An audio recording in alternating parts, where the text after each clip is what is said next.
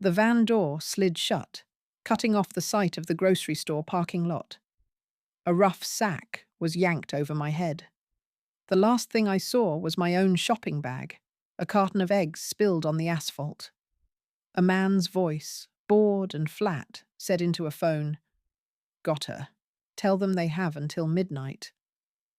My heart hammered against my ribs. I am a 72-year-old woman. I was buying milk for my grandson's weekend visit. I focused on my breathing, shallow and quick against the coarse fabric. I could smell oil and stale cigarettes. The van moved. I counted turns. My mind, strangely clear, replayed my daughter Sarah's voice from our call just minutes before. "Mum, don't dally, it's getting dark." I hadn't dallied. I had walked to my sensible sedan. And then hands, so sudden and strong. All that mattered now was to survive the ride and remember everything. Panic could bring a heart attack, and I could not afford one. I felt the van slow, then stop on gravel. The door opened. Cool evening air hit my skin. A different voice, younger, said, "Easy now, Grandma. We just need a number." They wanted me to call my family, to beg. They put a phone to my ear. It rang, and rang. My son Mark's voicemail picked up. The man sighed, annoyed. He took the phone back. "They're not picking up for her." It was so small, so quiet, like a stone dropped in a deep well. They didn't know I had a hearing aid with a faint Bluetooth range. I had heard the click of the call being declined. Not unanswered, declined. Mark had seen my call and sent it to voicemail. The van door slammed again. We drove deeper into the night. They took me to a place that smelled of damp earth and closed spaces. A basement, perhaps. They removed the sack. A single bare bulb hung from a wire. Two men, one older with a tired face, one younger, chewing gum. They gave me water and a stale sandwich. They were not cruel, just businesslike. "Your family is wealthy," the older one said. "A simple transaction. You go home. We get paid." I said nothing. I would seem compliant and frail. It cost me my dignity, letting them see a trembling old woman. But inside, I was mapping the room. Concrete walls, metal shelves with rusty paint cans, one door. What pressed on me was the clock. The younger one showed me his phone. Midnight, that's the deadline. Then the offer gets worse. They made me record a message. "It's Eleanor. They want 200,000. Please, just pay it. I'm scared." I let my voice waver authentically. They sent the video. We waited. Hours passed. The men grew agitated, checking their phones. No return call, no text. Finally, the older man's phone buzzed. He listened, his expression turning first to disbelief, then to a cold anger. He looked at me, not with malice, but with a kind of pity that was far worse. "Well," he said to his partner, "that's that." The younger one looked confused. "What did they say?" The older man pocketed his phone. The son said, "We don't negotiate with terrorists. Do what you have to do." The words hung in the damp air. My own breath caught. Not a refusal to pay, a refusal to even acknowledge I was worth the effort. The door opened. They motioned for me to stand. This was not a move to another room. This was an expulsion. They led me, not roughly, back to the van. We drove for a long time. The final turn was onto a bumpy, unpaved track. The van stopped. "Get out," the older man said. He sounded almost apologetic. They left me at the edge of a vast, dark wood. No streetlights, no distant glow of a town, just the crushing silence of deep country. The van's taillights disappeared, leaving me in absolute blackness. My purse was gone. My jacket was thin. I had my clothes, my shoes, and the small gold cross necklace my late husband gave me. My immediate task was clear. Do not freeze. Find shelter before hypothermia set in. It would cost me my energy, my already tired bones. What bore down on me was the environment itself, vast, unfamiliar, and cold. I knew these woods, or ones like them. My Henry and I used to camp. That was 30 years ago. I turned slowly, letting my eyes adjust. A sliver of moon gave faint shape to the trees. I saw a darker line against the ground, an old logging road, a path. I started walking, one careful foot in front of the other, hugging myself for warmth. Every snapping twig was a predator. Every rustle was them coming back. I walked for what felt like hours. My hip began to ache fiercely. Then, a new sound cut the silence. Not an animal. A distant, rhythmic banging. Metal on metal. I followed it, hope a dangerous flare in my chest. The sound led me to a clearing and a derelict hunting cabin. The door was padlocked, but one window shutter was loose. The banging was the shutter swinging in the wind. Shelter. I used a rock to pry the shutter open further and climbed inside. It was one room, dusty, smelling of mold and animal droppings, but it was out of the wind. In the corner, under a pile of rotten canvas, I found an old metal ammo box. My hands shook as I opened it. Inside, wrapped in oilcloth, was a survival kit from a bygone era. A few water purification tablets, a fishing line and hook, a small compass, and a flint striker. It was a miracle. But what caught my eye was the oilcloth itself. Faded but legible, written in permanent marker, was a label. Property of Mark R. Jenkins. My son's name. My son, who owned a hunting lease upstate. My son, who had just told kidnappers to do what they had to do. They hadn't taken me to a random forest. They had driven me to my own son's property and dumped me. I spent the night in that cold cabin, huddled in the canvas, using the flint to spark a tiny, managed fire in the rusted barrel that served as a stove. The smoke seeped out a crack in the chimney. I didn't sleep. I thought. The pieces locked together with a terrible, silent click. Mark had declined my call. He had given the chilling response. The kidnappers, perhaps as a final insult, or because it was convenient, had brought me here, to his land. Was it coincidence? Or was it part of the transaction? A quiet disposal solution for a problem relative? My purpose shifted from survival to revelation. I had to get back. But not as a victim. The toll was letting go of the last warm illusion about my children. What bore down on me now was my own weakening body. At first light, I used the compass. I knew the general direction of the main road. It took me all morning, my good walking shoes now mud-caked and torn. I drank from a stream using the tablets. I finally reached a paved county road. I stood there, an old woman in dishevelled clothes, and stuck out my thumb. Few cars passed. The third one, a battered pickup truck, slowed. A young man with a kind face rolled down the window. "Mom? You okay? You need a lift to town?" I nodded, my voice gone. He helped me in.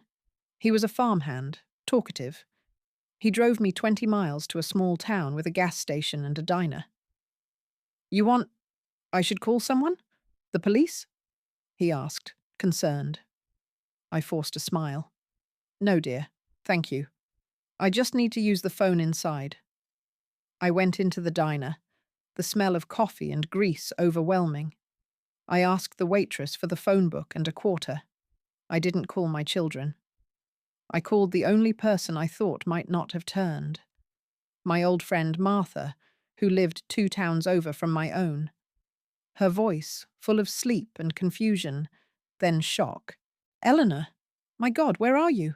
They said they had a service." A service. My breath left me.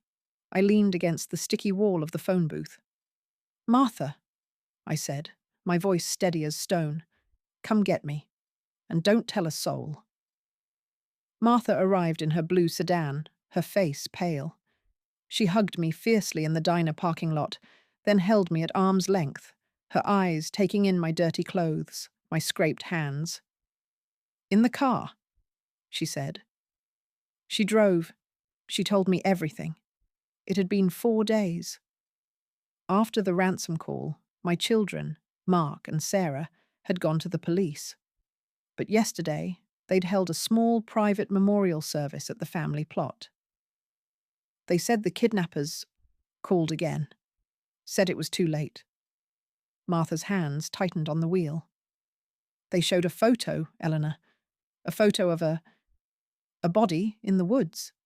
It was blurry, but the clothes, they said it was your favorite blue cardigan. I was wearing that cardigan the day I was taken. I had bought it with Sarah.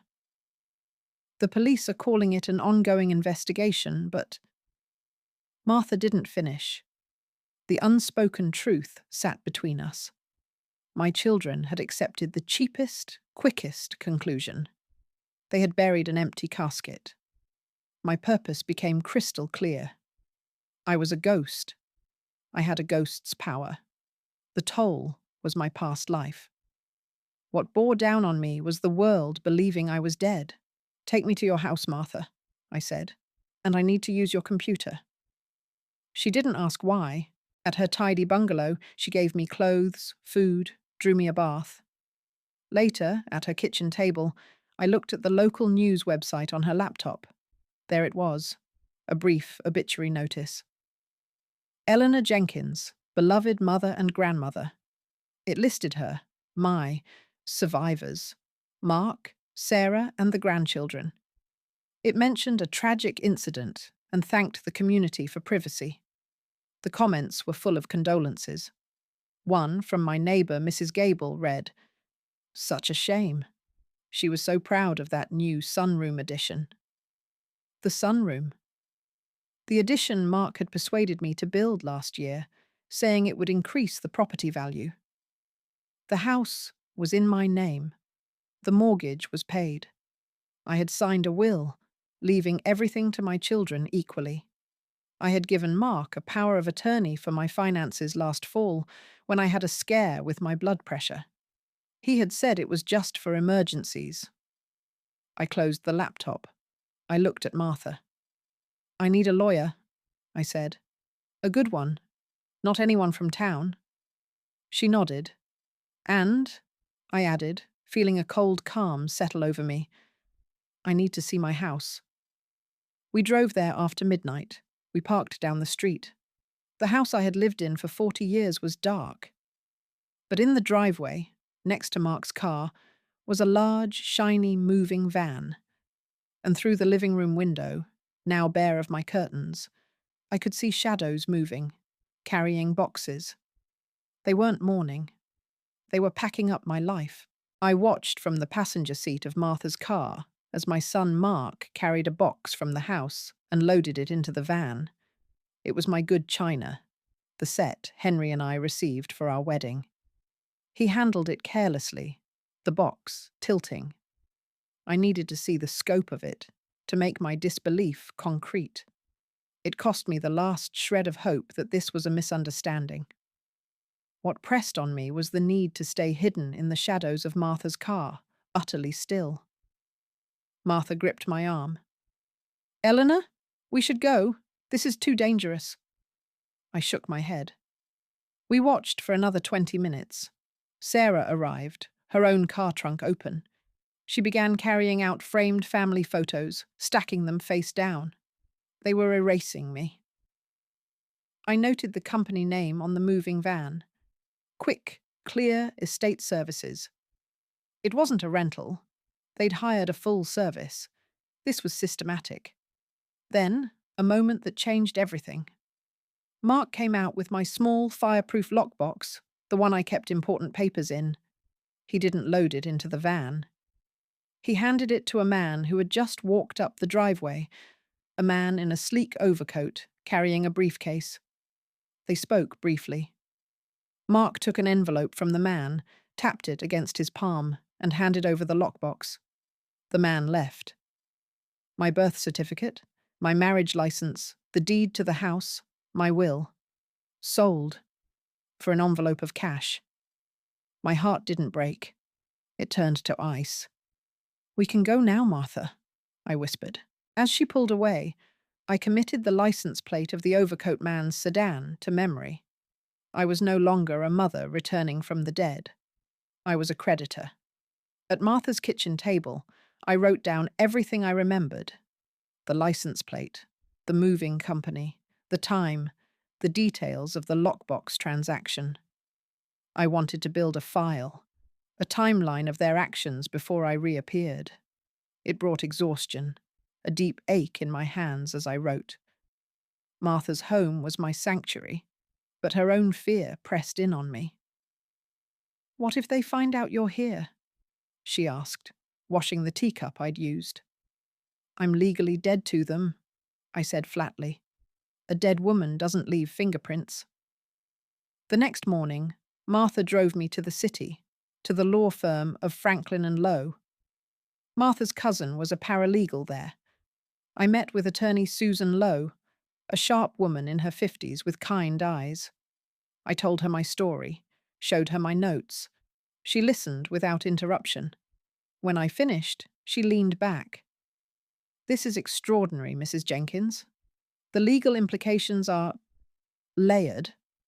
First, we must officially revoke your death. That means contacting the police. It will be a shock." I nodded. "But before we do that," I said, "I want to know what they've done. With the house, my accounts, my things." Susan agreed. "We can start discreet inquiries. The sale of your documents is deeply concerning, likely illegal." She drafted a retainer agreement. I signed it with a steady hand. I still had my own checkbook. My personal account was separate from the joint one Mark had access to. I wrote a retainer check. It felt like the first move in a chess game I never wanted to play. As we left the office, Susan gave me a direct look. "Be prepared, Eleanor. When you surface, they will not be grateful you're alive. They will be furious their plans are ruined." I already knew that. The shock came when Martha's phone buzzed in the car. It was a text from a neighbor on my old street. It read, "Thought you should know. Saw a for sale sign go up in front of Eleanor's house this morning." The house was on the market. They hadn't even waited a week. I had to see the listing for myself. It brought a visceral pain, seeing my home commodified. Martha pulled it up on her laptop. There it was. My brick colonial, photo grainy online. The description made me cold. "Spacious family home recently vacated. Motivated sellers. Great opportunity. All furnishings negotiable." They were selling my furniture. My bed, my sofa, my kitchen table. The price was listed at well below market value. A fire sale. Susan Lowe explained the crucial point. With you declared dead, the will would go through probate. But if they've listed it already, they're acting with a fraudulent sense of ownership, likely using that power of attorney you granted your son. We need to freeze that. She drafted a letter to the realty company and the title office, stating that ownership of the property was in legal dispute due to potentially fraudulent activity, and that any sale would be subject to litigation. She sent it certified mail. The next step was the police. I walked into the precinct with Susan at my side. Reporting myself as a living person, not a missing one, was a surreal experience. The detective, a weary-looking man named Briggs, remembered the case. His skepticism turned to stunned recognition when I provided details only I would know: the location of a hidden spare key, the name of Henry's first dog. He had me fingerprinted to confirm my identity against old records. "Your children identified the body in the photo," he said carefully. "They were certain." "It wasn't me," I said. He reopened the case. As we left, Detective Briggs said he would notify my next of kin that I had been found alive. I asked him to delay for 24 hours. I needed one more day as a ghost. He agreed, reluctantly. The turn came from an unexpected source. As we drove back, Susan's paralegal called. The preliminary search on the overcoat man's license plate came back. The car was registered to a private investigative firm. My children hadn't just sold my documents. They had hired someone to acquire them, a private investigator. That changed the landscape. I needed to understand why. What did they think those papers would reveal or conceal? It fed a gnawing feeling that I never knew my own children. The clock was ticking. Detective Briggs would call them tomorrow. Susan advised caution. This suggests premeditation, Eleanor. They wanted control of your tangible assets and your paper identity. A PI might also have been used to dig for leverage. I thought of the will. It was simple, leaving everything to them. Nothing controversial. Unless I remembered the codicil. 2 years ago, after my grandson Liam was born, I had added a small clause, a separate $10,000 educational trust for each grandchild, to be managed by me until they turned 18. It was a tiny slice of the estate, but it was mine to control. Had they found that? Did they see it as an obstacle? I needed to see the will they had. The one in the sold lockbox was my copy. The original was with my estate attorney, old Mr. Brigham, who was semi-retired. I called his office from Martha's phone, using my maiden name. His secretary said he was out for the day. I left no message. The direct approach was needed. Martha drove me to Mr. Brigham's small, wood-panelled office in the old town square. We found him locking up. "Eleanor!" he gasped, his hand flying to his chest. "Good heavens! They said you were—" "I'm very much alive, Arthur," I said, "and I need to know if anyone has requested the original of my will recently." He ushered us inside, flustered. He checked his logbook. His finger traced down a page. "Yes, last Tuesday. Your son, Mark. He presented a copy of the death certificate and the power of attorney. He took the original, said it was for the probate filing. The original was gone. In the wrong hands, a will can be altered." A chill went through me. Arthur Brigham looked truly distressed. "Eleanor, I am so sorry. It seemed in order." A small, critical detail emerged in his next sentence. "But I always make a notarized photocopy for my files before releasing an original. It's my old habit. Would you like to see it?" He opened his safe. There it was, my last will and testament, with the codicil attached, the final, unalterable truth of my intentions. I held the paper. It was my blueprint. And they had tried to steal it. I had Susan Lowe make a certified copy of the will from Brigham's file. Now, I needed to establish a new, unassailable legal position before the storm hit. It would mean the final, public severing of ties. The clock was still ticking. The detective's impending call to my children loomed. First, I visited my bank, alone. I closed the small joint account I shared with Mark for household emergencies. I moved the funds to a new account at a different institution. Then, I met with the manager of my primary bank. I presented myself, alive, and provided the police case number. I revoked the power of attorney I had granted to Mark Jenkins, effective immediately. I placed a password on all my accounts and safe deposit box. The manager, a solemn woman, processed everything with efficient sympathy. Next, Susan and I went to the county clerk's office. We filed a notice of revocation of power of attorney and a lis pendens on my property. A public notice that the house was subject to a lawsuit, effectively killing any sale. Each form I signed was a brick in a wall between me and my past. It was late afternoon when we finished. The sun was low. I felt 100 years old. Susan drove me back to Martha's. "They will likely contact you the moment the police call," she said. "Do you want me to be there?" I said no. This was a conversation I needed to have alone. Martha made me soup, but I couldn't eat. We sat in her living room, the television off. The quiet was immense. Then Martha's landline rang. We both stared at it. Only a few people had that number. She answered. "Hello?" Her face tightened. She held the phone out to me. "It's for you," she whispered. "It's Sarah." I took the receiver. My daughter's voice, trembling with an emotion I couldn't immediately place, came down the line. "Mom? Is it really you?" There was no joy in it. It was pure, unadulterated panic. "Yes, Sarah," I said, my voice calm and clear. "It's really me." The silence on the other end was profound. I could hear her breathing. Then a muffled sound, like her hand was over the mouthpiece, and a distant, angry whisper from Mark. What did she say?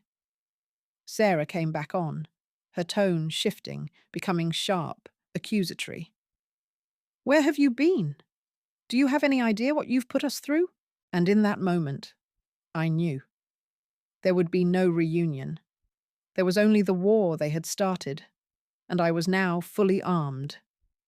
Sarah's accusation hung in the static of the phone line. "What you've put us through." I felt a smile touch my lips, one she couldn't see. It held no warmth. "I was kidnapped, Sarah," I stated, each word measured. "And then I was left to die, on your brother's hunting lease." The silence that followed was different, thicker. I could hear her mind working, the gears grinding.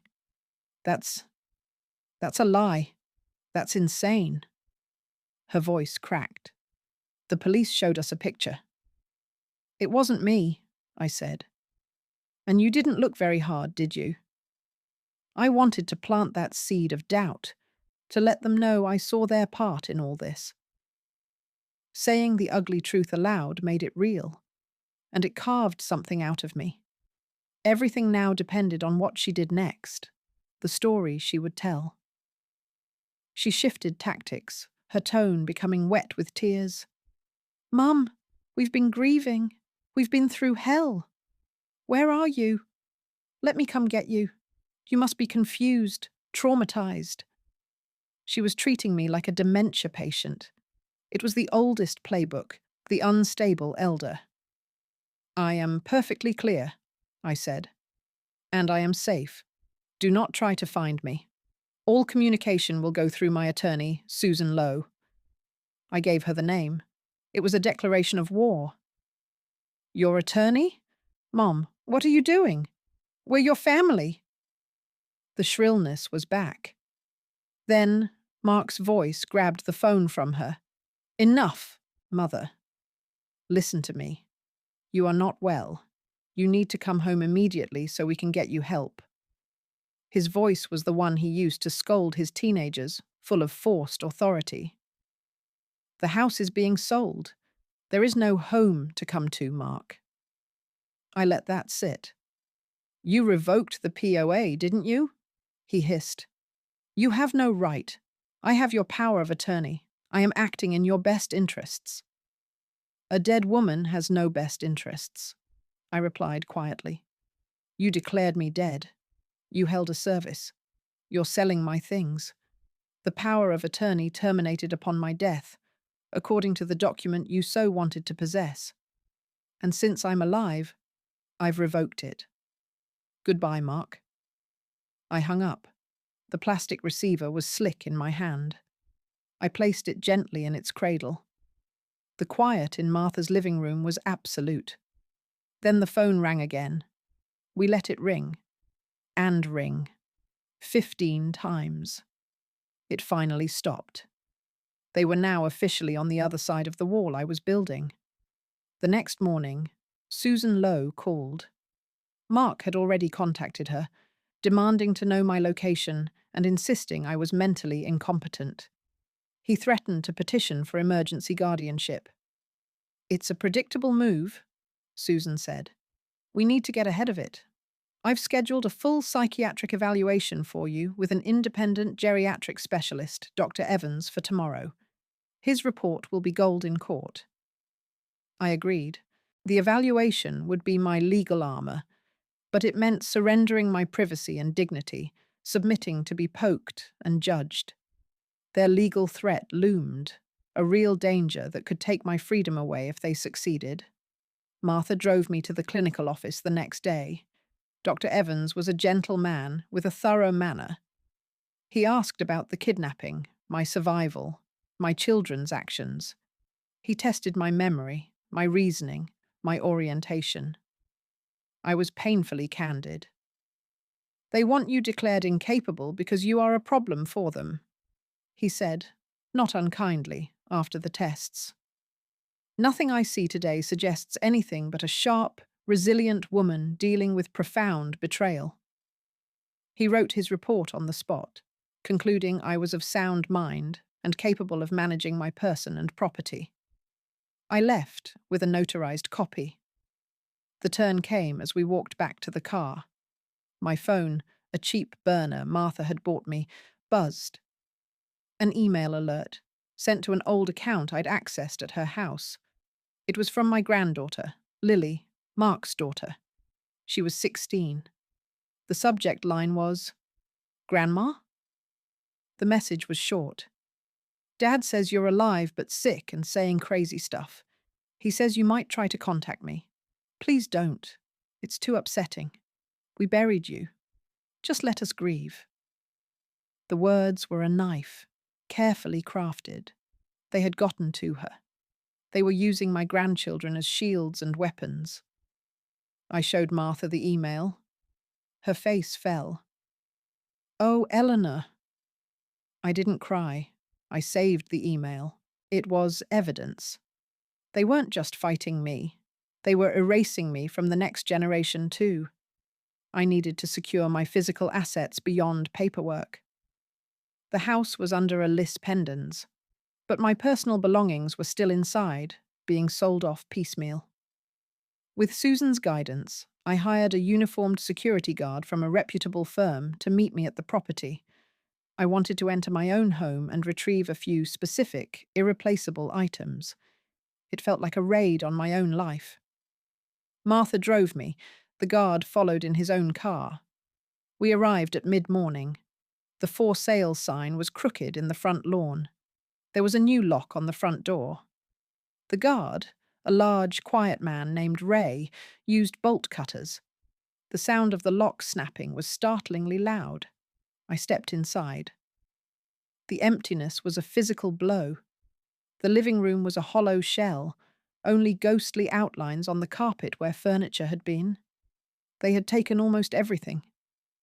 I had come for two things: Henry's wedding band from its hiding place, and the family photo albums from the basement storage if they were still there. Walking through the corpse of my home was a visceral heartbreak. I was braced for the chance of my children arriving. I went to the kitchen. The old, heavy flour canister was still on the top shelf. Inside, in a small velvet pouch, was Henry's ring. I slipped it into my pocket.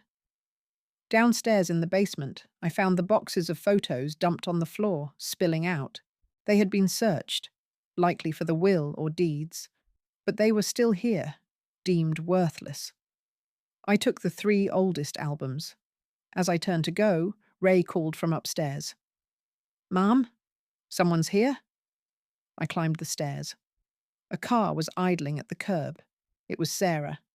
She got out, her face a mask of outrage. She marched up the walk. "What are you doing? This is trespassing. This is Mark's house now." I stood in my own doorway. "The title is still in my name, Sarah, and I have a security escort." Ray moved slightly, a solid presence. Sarah stopped, her eyes darting from him to me. "You're stealing from us!"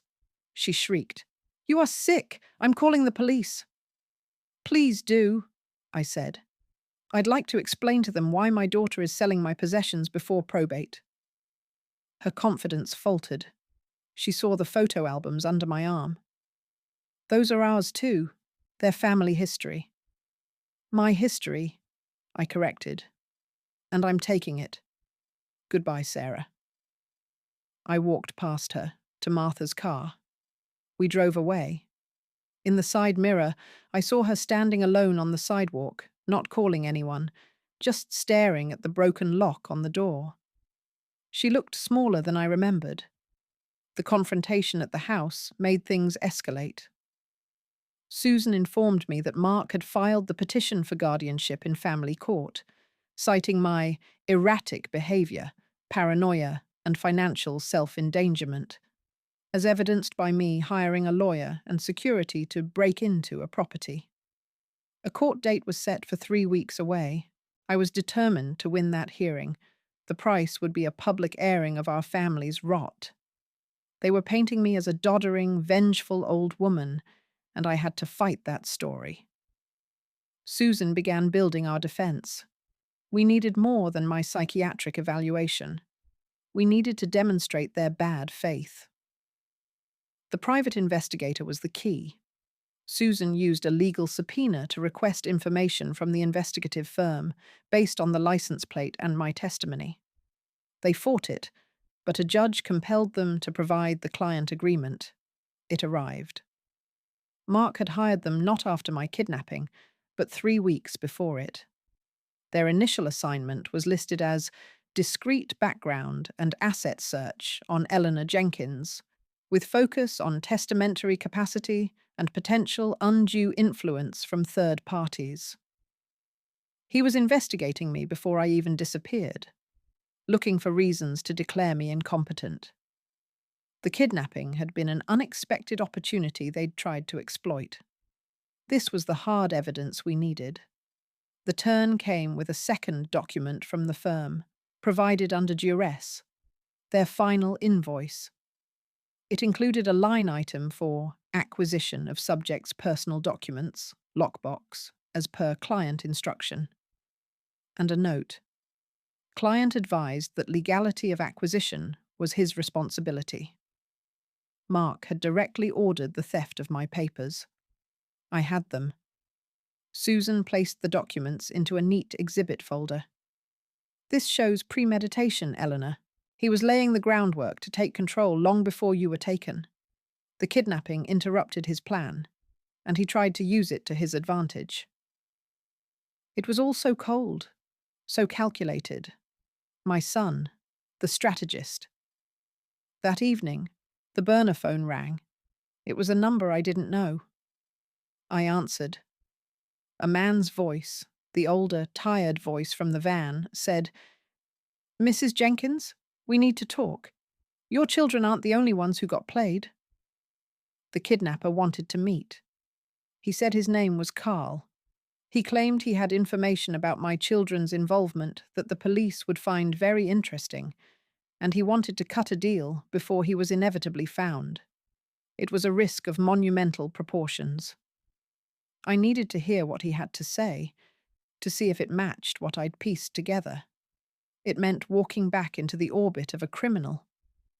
I had to consider the possibility of a trap, or the police viewing my meeting with him as collusion. I called Susan. She was adamantly opposed. "Do not meet him, Eleanor. Tell him to go to the police.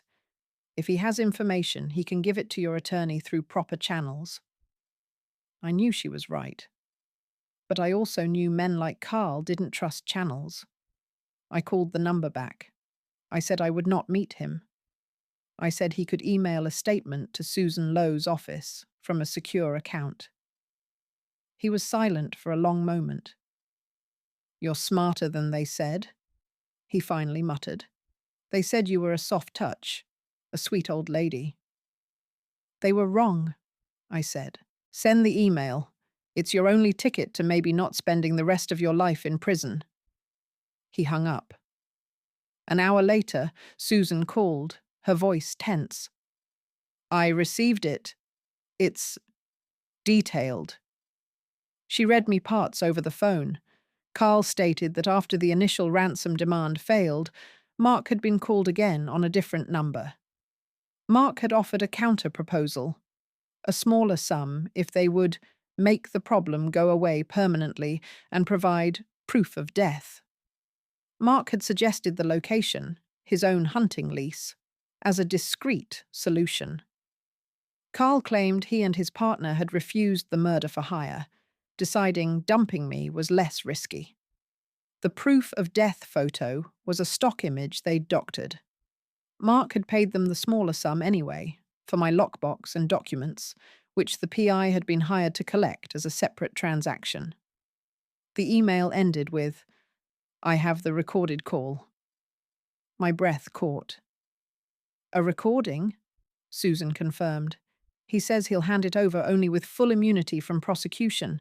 He's shopping for a deal." This changed everything. This wasn't just about greed or neglect. This was conspiracy to commit murder. The domestic war had just crossed into a much darker territory. I looked out Martha's window at the quiet street. The world outside was so normal. Inside, I held the knowledge that my son had tried to have me killed. "What do we do?" I asked Susan. Her voice was grim. "We take it to Detective Briggs. Now. This is no longer a family court matter. This is a criminal one." The walls were closing in, but not on me. For the first time, I felt a tremor that was not fear, but something colder. The beginning of the end for them. Detective Briggs listened to the digital recording Carl had provided, his expression turning from professional neutrality to stark disgust. We sat in the same interview room as before. The tinny voices filled the small space. Mark's voice, unmistakably my son's, saying, "Just make it look like the woods took her. A fall. Something. I'll handle the rest." Listening brought a numbness that spread from my core to my fingertips. I had to hear it to believe it, and now I could never unhear it. We were up against the law's slow machinery. Briggs had to act, but carefully, to make the charge stick. He stopped the recording. "This is conspiracy to commit murder, Mrs. Jenkins. With this and the financial paper trail, we have enough for an arrest." He asked if I was willing to press charges. I looked at the grey tabletop. "Yes," I said. The word was dry as dust. He left the room to start the process. Susan squeezed my hand. "This is the right thing, Eleanor. This is beyond family drama now." I knew she was right, but being right felt like ashes. An hour later, Briggs returned. "We've picked up Mark at his office. He's being processed now. He'll be held until arraignment. We'll also be bringing Sarah in for questioning as a potential accessory." I nodded. The shift came as we were leaving the station. A uniformed officer approached Briggs, speaking low. Briggs's face tightened. He came over to us. "There's a development. Your son, upon arrest, immediately asked for a lawyer. But first, he stated for the record that any discussion of harm was in reference to his mother's dog, which he claimed had run off into the woods at the hunting property. He's constructing an alternate narrative already." Mark was fighting back, using the ambiguity of the recording.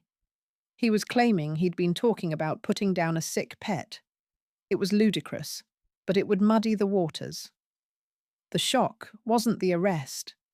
It was the realization of how deep his cunning ran. The local news carried a bland paragraph the next day. "Local man arrested in connection with disputed elder care case." No mention of kidnapping or murder for hire. Mark's lawyer had successfully argued for the suppression of the more sensational details pending further investigation.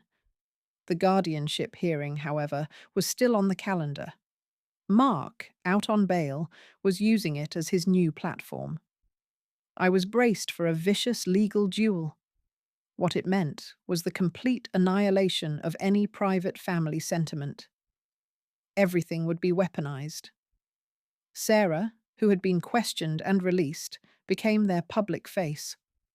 She gave a tearful interview to a sympathetic reporter, painting me as a mentally declining widow who had turned paranoid and was being manipulated by a predatory lawyer. She spoke of the tragic misunderstanding of the kidnapping and their heartbreak. She never apologized. She just reframed. I watched it on Martha's television, my hands steady in my lap. I just had to make it through the hearing without breaking. Susan prepared me for their tactics. They will try to provoke you, Eleanor, to make you seem emotional, unstable. You must be calm, factual. Let the documents speak. The day of the hearing arrived. It was in a small, wood-panelled family courtroom. Mark and Sarah sat with their lawyer. They did not look at me. Their lawyer, a sleek man named Dalton, began by outlining my irrational behavior, changing my will secretly, revoking powers of attorney without cause, making wild accusations against my loving children. Then he called Sarah to the stand. She testified about my increasing confusion, citing missed lunch dates and a time I'd forgotten my granddaughter's birthday. It was all petty, twisted. Then Dalton asked about the kidnapping. Sarah dabbed her eyes. We were terrified. We did what the police said. When they showed us that photo, we believed it. We were grieving. And now our mother, in her confusion, is being led to believe we were part of it. It's the ultimate cruelty. The judge, an older woman, listened impassively. Then it was Susan's turn. She approached me. Mrs. Jenkins, did you forget your granddaughter's birthday last year? I answered clearly. No. I sent a card with a check. The check was cashed. I have the bank record. Susan entered it as evidence. She took me through every point, dismantling each one with documents. Then she approached the bench. Your Honour, the petition for guardianship is not just unnecessary, it is a malicious attempt to gain control of Mrs. Jenkins's assets following a failed criminal conspiracy. We have filed this evidence under seal with the criminal court. She handed the judge a folder. The judge opened it, her eyes scanning. She looked at Mark, then at Sarah. I've seen enough, she said. The petition for guardianship is denied, permanently. Sarah made a small, choked sound, but the shift came as we were leaving the courtroom. Mark's lawyer, Dalton, walked over to Susan. My client is willing to drop all civil claims and sign over any interest in the house, he said quietly. In exchange for a statement from Mrs. Jenkins to the criminal court, indicating the recorded call was a misunderstanding born of high emotion, and that she does not wish to pursue felony charges. They were offering a deal. They were scared. They wanted me to lie to save my son from prison. Susan advised me to consider it. A felony trial would be brutal for me, and the outcome was never certain. Either choice would exact a price from my soul. If I agreed, I let a man who wanted me dead walk free. If I refused, I endured a spectacle that would further tear my remaining family apart. All of it bore down on me with the ticking clock on the district attorney's plea bargain deadline. I asked Susan what would happen to the house. If you agree, they sign a quitclaim deed. It becomes solely yours again, free and clear. You could sell it, live in it. It's a tangible result. I thought of the hollow rooms, the broken lock. I didn't want to live there, but it was an asset. It was Henry's and my life work. I told Susan I needed a day. I went for a walk in Martha's neighborhood. I passed a playground. I saw a grandmother pushing a small child on a swing, both of them laughing. That was the ghost of a life I might have had. My phone buzzed. It was an unknown number, but I had a feeling. I answered. It was Carl again. Heard about the deal they're offering, he said. Don't take it. I was quiet. He continued, his voice low. I'm not a good guy, lady, but I got a daughter. What your kid did, it's different. The DA offered me a deal too, testify against him, and I get a shorter stint for the kidnapping. I'm taking it. So you don't need to lie. My testimony, plus the recording, plus the financials. It's a lock. He's going down. You can keep your house and your conscience. He hung up. I stood on the sidewalk, the spring sun warm on my face. Carl, the kidnapper, was giving me the courage to do the right thing. It was the strangest shift of all. I called Susan. Tell the DA no deal. We go to trial. The criminal trial was a closed affair due to the graphic nature and to protect my privacy as a victim. I testified for 1 day. I told the truth, plainly. I said I heard the recording. I identified my son's voice. I stated that I believed he intended my death. I did not cry. Mark's lawyer tried to shake me, tried to paint me as vengeful. He brought up the guardianship hearing, calling it a dry run for my revenge. I simply repeated the facts. Carl testified, looking older and worn in an ill-fitting suit. He laid out the entire transaction. The PI testified about his instructions from Mark. The financial auditor showed the movement of money. The jury was out for less than 4 hours. They found Mark Jenkins guilty of conspiracy to commit murder and fraud against an elder. The judge remanded him into custody until sentencing. Sarah was not charged. As we walked out of the courthouse, she was standing on the steps, alone. She looked at me, her face hollow. Are you happy now? She spat. You got your revenge. You destroyed your own son. I stopped and faced her. No, Sarah. He did that all by himself. I just stopped him from destroying me first. I walked past her to where Martha waited at the curb. That night, back at Martha's, I felt empty. It was over. Mark would likely get 5 to 10 years. The house was mine again. I had won. But victory tasted like dust and loneliness. A week later, a letter arrived, forwarded by Susan. It was from Mark, from the county jail. I almost threw it away unopened. But I needed to know. I opened it. It was not an apology. It was a single sentence, scrawled on a line. You should have died in those woods. There was no plea for mercy, no regret, just the pure, unadulterated hatred he felt. I held the paper. This was the final, unvarnished truth. I put it in the file with all the other documents.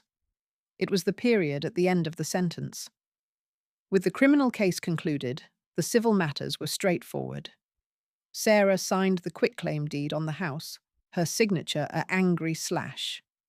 I put the house on the market with a reputable agent at full market value. It sold in a week to a young family. The proceeds were substantial. I paid Susan Lowe her fees and gave Martha a gift that made her cry, enough to fix her roof and take a long-dreamed-of cruise. I set up the educational trusts for my grandchildren, as I'd always intended, with an ironclad trustee who was not a family member. They would receive the money at 18, with a letter from me explaining my love for them and my hope that they would understand one day. I did not contact them directly. Their parents had poisoned that well. I bought a small, modern condominium in a secure, active adult community 30 miles away. It had no memories. It had bright windows and a lock that only I controlled. I moved in with a few pieces of new furniture and the 3 photo albums I'd saved. I placed Henry's ring on a chain and wore it under my blouse. One afternoon, a month after moving in, I was planting flowers in a pot on my balcony. My hands were in the dirt. The sun was warm. A neighbour from across the hall, A woman about my age named Gail leaned over her railing. "Those geraniums will do great there," she said. "Need any help?" I looked up at her friendly, open face. I hesitated. Trusting someone again felt like a monumental risk. The weight of everything that had happened was a burden I carried alone. But the change began with the sun, the soil, the simple act of planting something new. "I think I've got it," I said, and then smiled. "But I'd love some advice on the fertilizer." She smiled back. It was just a conversation about flowers. But it was a start. I finished potting the plant, washed my hands, and went inside to my quiet, solitary, and safe home. I was not happy, but I was, for the first time in a long time, at peace. The war was over. I had survived. And that, for now, was enough. A certified letter arrived from the trustee of the grandchildren's trusts. It stated that Sarah, as the children's legal guardian, had formally contested the trust agreements, claiming they were established under undue influence and duress during a time of my mental instability. She was petitioning the family court to have the funds released to her control immediately. The peace of my new balcony vanished. Now I had to defend my last act of love for my grandchildren from their mother's greed. It would mean reopening a legal front I thought was closed, spending more money and energy. The familiar grinding weight of the law returned, along with the knowledge that Sarah was using my own grandchildren as pawns. I called Susan Lowe. She was pragmatic. "She hasn't got a leg to stand on, Eleanor. The trusts are irrevocable, and you were found competent by the court. But we'll have to respond. It's a harassment tactic, maybe hoping you'll pay her off to go away." I told Susan to fight it. A few days later, I received a different kind of mail, a small, plain card. Inside, in a shaky, unfamiliar handwriting, it read, "I heard what you did. My son tried the same with me. Thank you for showing it can be fought. A friend." No name, no return address. It had been forwarded from my old post office box. I held the card. It was the first hint that my story was not just mine, that it had whispered through the networks of other older women. This changed nothing legally, but it shifted something in my spirit. I was not just a victim or a victor. I was a precedent. I placed the card on my new refrigerator with a magnet. It was a small, quiet defiance. But the real shift came when my doorbell rang. It was Gail, my neighbor, holding a plate of cookies. "Welcome to the building," she said, her eyes kind. Then she glanced past me, her expression turning curious. "I hope you don't mind me asking, but were you on the news a while back? The story about the woman and the kidnapping?" My blood ran cold. The walls of my new safe place felt thin. Gail's question hung in the air between my door and the hallway. I had to decide instantly whether to lie or to own my past. I needed to preserve my hard-won anonymity and peace. That would mean either isolation or the risk of gossip. I forced a light laugh. "Goodness, no. Must be someone who looks like me." I saw the doubt in her eyes, but she smiled and handed me the cookies. "Of course, my mistake. Well, welcome anyway." She left. I closed the door and leaned against it. The encounter left me rattled. If Gail recognized me, others might. The quiet community I'd bought into could become a fishbowl. I feared being known, of my history becoming casual conversation over bridge games. I decided to be proactive, but quietly. I called the building management office, posing as a prospective resident's relative. I asked about their privacy policies and how they handled media inquiries. The manager assured me they took resident confidentiality very seriously. It was a flimsy shield, but something. A week later, Susan called with an update on Sarah's petition. "It's been dismissed with prejudice. The judge called it a frivolous waste of court resources. She can't try again. It was a victory, but it felt hollow. Sarah would just find another way. The change came from an unexpected direction. I was checking the mailbox in the lobby when I found a plain business envelope. Inside was a photocopy of a local newspaper column, dated from the week of Mark's sentencing. It was circled. The column, by a writer named Anne Sterling, was about elder financial abuse and the court system. It used my case as a central example, though it never used my name, referring to me as a resilient local grandmother. Scribbled in the margin in the same shaky hand as the card were the words, "She wants to talk to you. She can help others. Call her." A phone number was listed. I stared at it. This Anne Sterling had written about me without my consent. Anger flared first. Then I read the column again. It was respectful. It framed me not as a victim, but as someone who fought back. It ended with a call for stronger laws. I folded the paper. My privacy was already a memory. Maybe I could use what was left of it. I called the number from a payphone at the library. A woman answered. Anne Sterling. Her voice was crisp, professional. I said, "I received your column. I am the grandmother." There was a pause. "Thank you for calling," she said, her tone softening. "I've been hoping you would. I want to do a follow-up piece focusing on recovery and the legal loopholes that allowed this to happen. With your participation, it could really change things." I needed to assess whether this was exploitation or advocacy. It would cost me the last shred of my private life, but Sarah's relentless attacks made me consider a new tactic, going public on my own terms.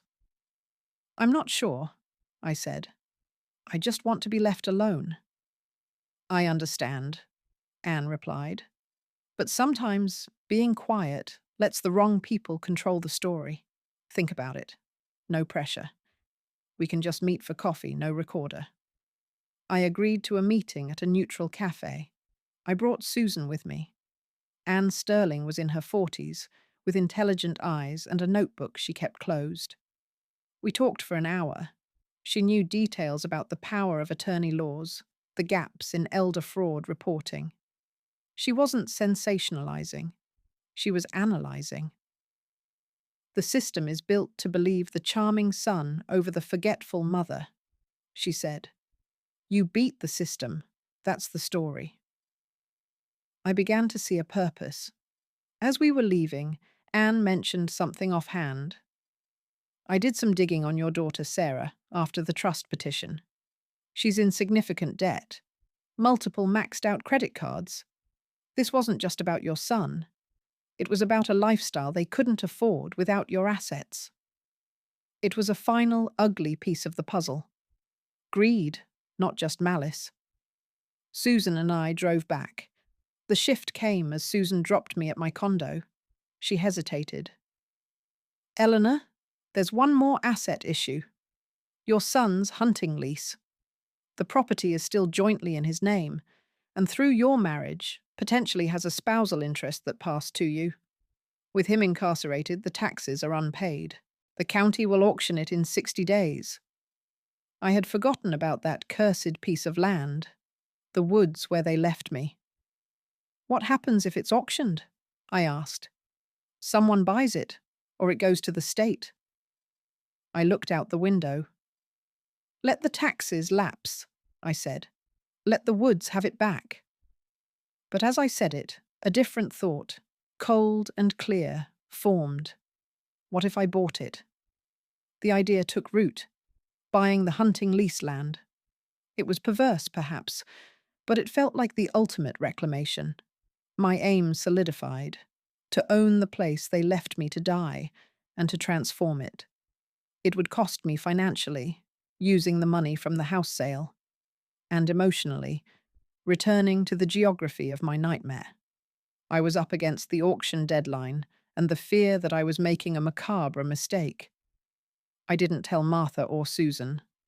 I hired a local real estate agent in that remote county, acting through a newly created LLC to keep my name off the initial paperwork.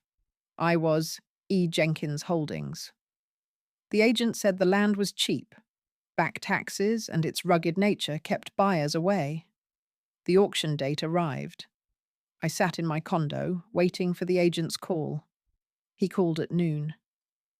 We got it, at the minimum bid. It's yours? I felt a strange, empty thrill. I now owned 20 acres of mixed hardwood forest and a derelict cabin. The next weekend, I asked Martha to drive me there. I needed to see it as the owner. The journey felt familiar and terrifying. We pulled off onto the bumpy track. The cabin was just as I remembered, but smaller in the daylight. The no trespassing signs were faded. I walked to the spot where the van had left me. The silence was different now. It was mine. Martha waited by the car, giving me space. I went inside the cabin. The ammo box was gone.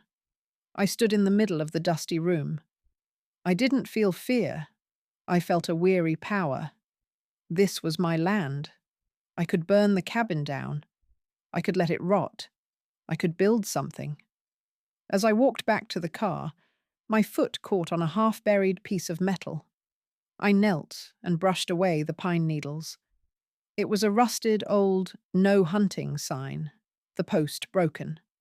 I pulled it from the earth. This was the shift. I didn't know what I would do with the land. But holding that rusted sign, a symbol of exclusion, I knew I would do something. On the drive back, I was quiet. Martha finally asked, "Are you all right?" I looked at the passing trees. "I'm deciding," I said. Decisions required clarity. I spent a week thinking about the land. I researched. My aim evolved from mere ownership to purpose. I would not build a house for myself. Instead, I looked into land trusts and conservation easements. I could donate it, with a stipulation that the old cabin be preserved as a shelter for anyone caught in the woods, with a stocked emergency box, a silent monument, and a practical help. It would cost the land's monetary value, but it had never been about money. I felt an internal need to find a resolution that meant something. I contacted a regional land conservancy. They were interested. The process would take months. In the meantime, I met with Anne Sterling again and agreed to an in-depth interview, under strict conditions of anonymity for my current location. Her article ran as a Sunday feature. The response was overwhelming. Letters came to the newspaper, many from seniors sharing similar, quieter stories of financial pressure from family. A state senator's office called Anne, interested in drafting Eleanor's law to tighten power of attorney regulations. I was a catalyst, a name nobody knew. It was a good feeling. One afternoon, Gail from across the hall knocked again. She had the newspaper in her hand, the feature folded open. Her eyes were bright with tears. "It is you," she said softly. "My sister. Her son cleaned out her account. She's too ashamed to fight." I invited her in. We had tea. I didn't tell her everything, but I told her enough. I gave her Susan Lowe's card. It was the first time I used my experience to directly help someone else. It felt like a different kind of revenge, not against a person, but against the silence that lets such things happen. That evening, I looked at the photo albums I'd saved. I looked at pictures of Mark and Sarah as children, at birthday parties, on swings. The pain was still there, but it was a distant ache, like an old fracture. I closed the album. I walked to my balcony and looked at the geraniums, thriving in their pot. The sun was setting.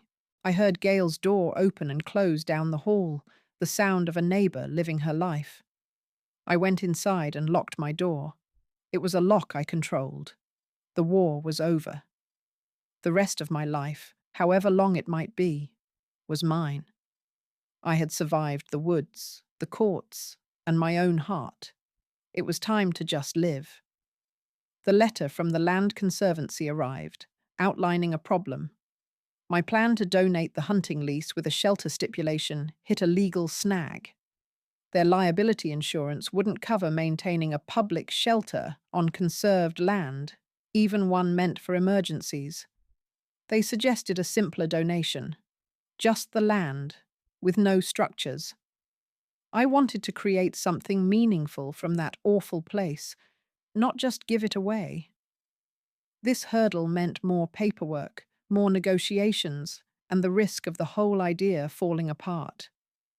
I was up against the Conservancy's timeline. They needed a decision within 30 days, or they would withdraw their offer. I sat at my small dining table, the letter before me. I could just sell the land to a stranger and be done with it. That would be the easy way out. But it felt like surrender. I called the Conservancy's director, a man named Robert. I explained my vision, the stocked emergency box, the preserved cabin as a refuge. He was silent for a moment.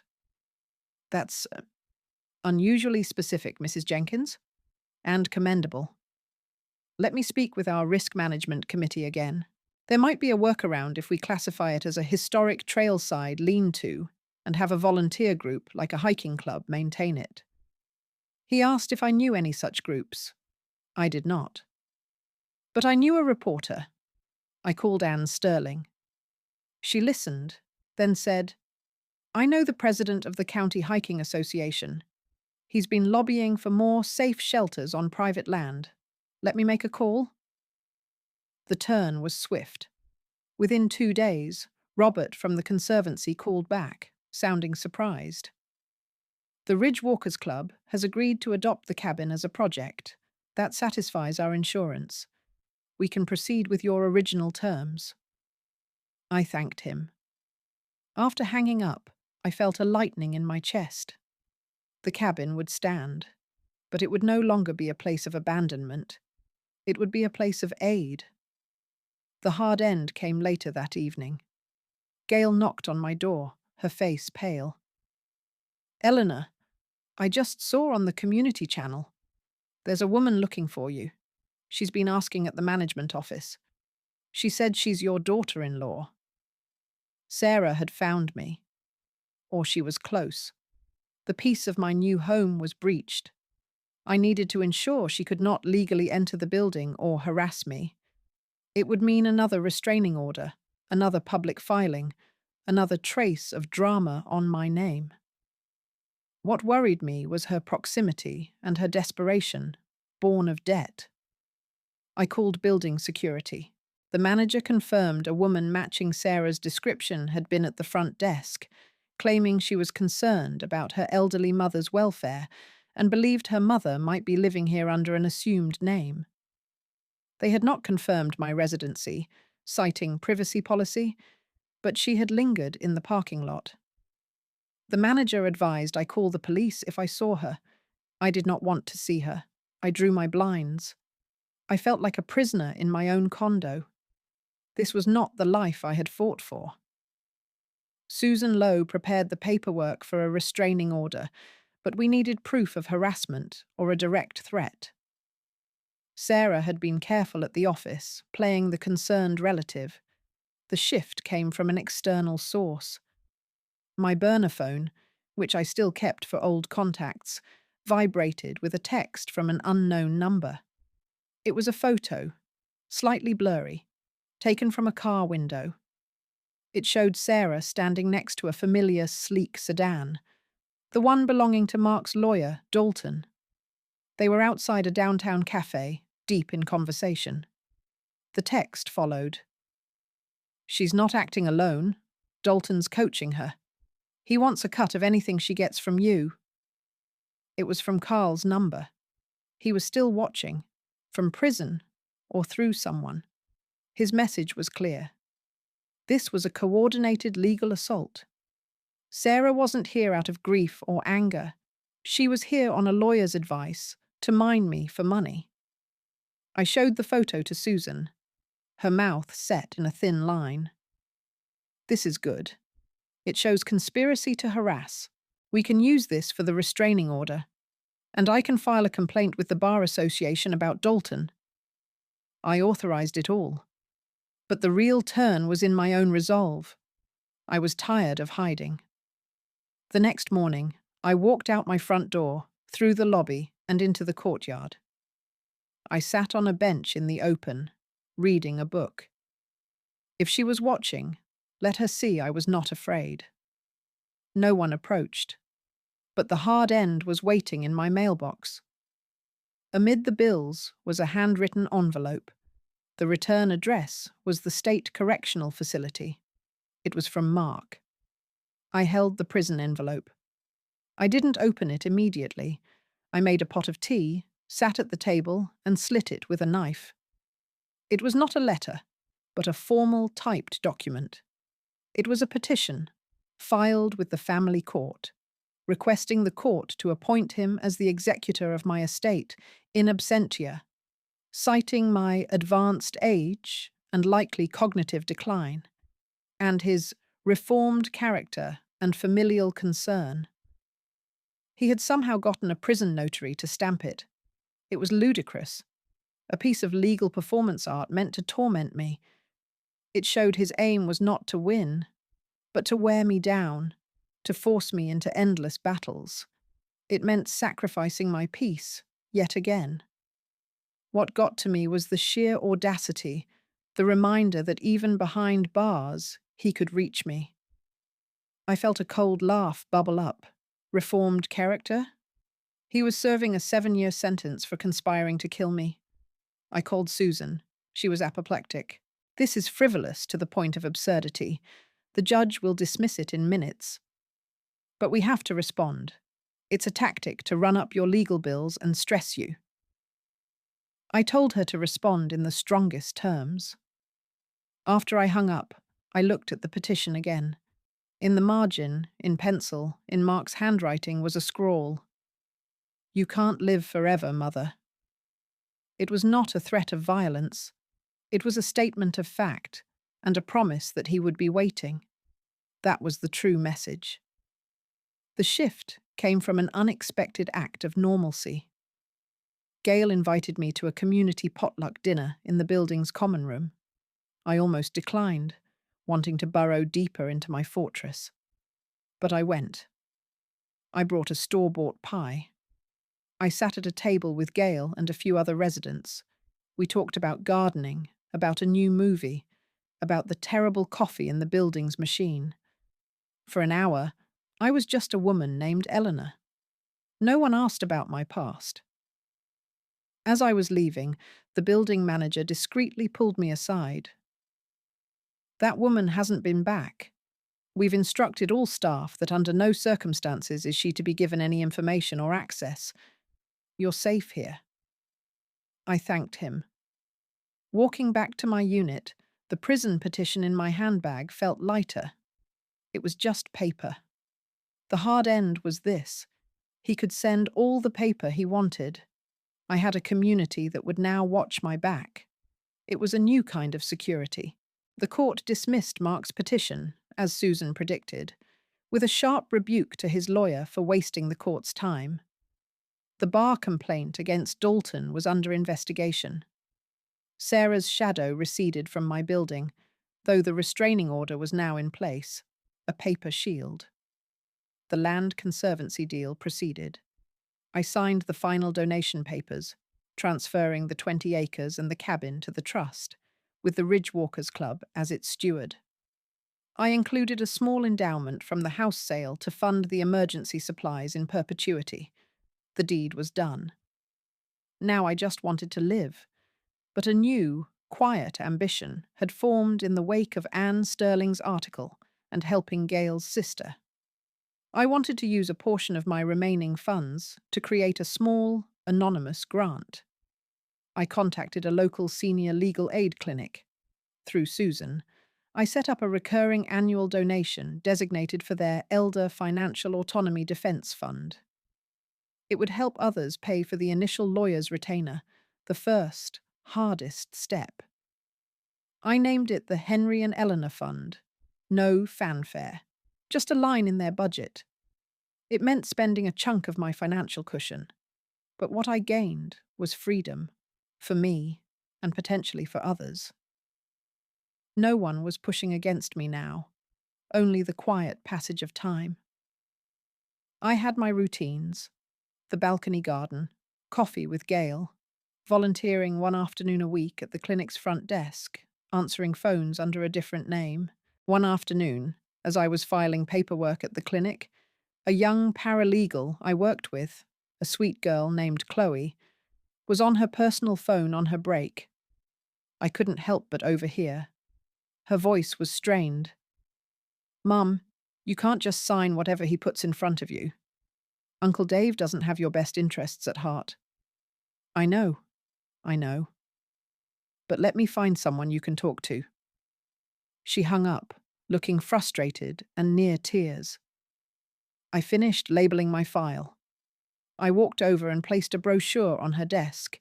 It was for the clinic's services. I pointed to the line about the Henry and Eleanor Fund. "This might help," I said softly. "It covers the first consultation. No one should have to fight their family alone." She looked at the brochure, then at me, her eyes wide. "Thank you," she whispered. That was the turn. The story was passing forward, like a baton. The hard end came at home. I received a card in the mail. It was from Lily, my granddaughter. It was a graduation announcement. High school. On the back, she had written, "Grandma, I got your trust letter. I'm going to study social work. I think I understand now. I'm sorry." "Lily." I held the card for a long time. Then I placed it on the refrigerator, next to the anonymous note from a friend. I sit on my balcony as the evening comes. The geraniums are a riot of red. Next to them, I've planted some lavender. Henry liked lavender. My body is older now. My knees complain when it rains, and I need reading glasses for fine print. But I am here. I own this space. I pay my own bills. I answer to no one. The war is a memory, filed away in legal boxes in my spare room. Mark remains in prison. Sarah, I heard through the grapevine of mutual acquaintances, divorced her husband and moved to another state.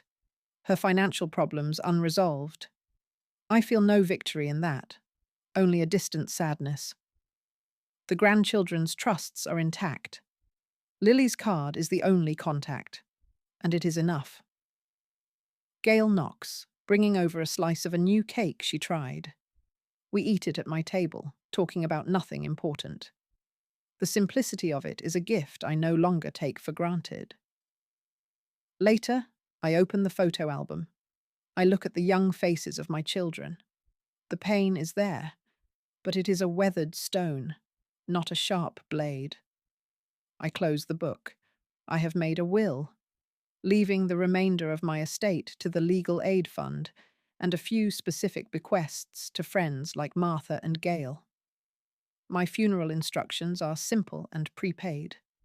There will be no family plot for me. I have chosen a green burial, on a hillside far from the city and far from those woods. My lawyer has the documents. My doctor has my directives. It is all ordered. This is not a plan for death, but a final assertion of life on my own terms. The greatest revenge was not their punishment. It was this quiet, ordinary afternoon. It was the taste of Gail's slightly too sweet cake. It was the scent of lavender on the breeze. It was knowing that after everything, I had rebuilt a life. Small, calm, and completely mine. I am Eleanor Jenkins. I survived. And now, I am simply living. The sun dips below the roof of the next building. I go inside, lock my door, and put the kettle on for tea. The story is over. My life is not.